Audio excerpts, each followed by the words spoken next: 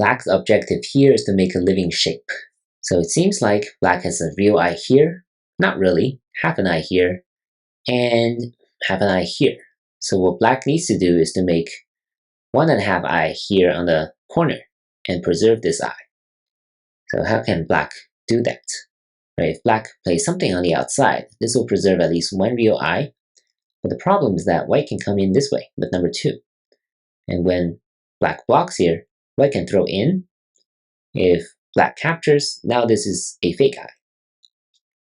Capturing here will not work for this problem because white has an extra stone here on the outside and black cannot really escape.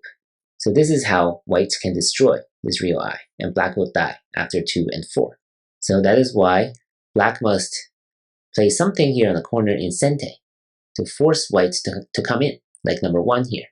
And this will actually work because the next move can preserve both eyes, and that is right here. Number 3 can be right here, and number 2 cannot really escape. If white plays here, now black needs to connect here, and number 2 will be a real eye. If white cuts here, just a strong resistance, black will have to increase eye space, right? Capturing these 2 stones will result in a fake eye, like this. That's why black will try to capture 3 stones this way.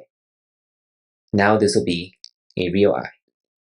But what about this other eye? What if white bends here? Now because number 3 is already here, black can actually play at number 7 instead of playing here. If black plays here, then it's the same result. This will still be a fake eye. But if number 7 is here, then this will be a real eye, like this. Or this. This is a connect and die for white. So still going to be another real eye. And this is how black can succeed. 1, 3, 5, and 7. Really neat sequence. Make sure you understand what's going on and try some of the other moves if you want. Good luck and thank you for watching.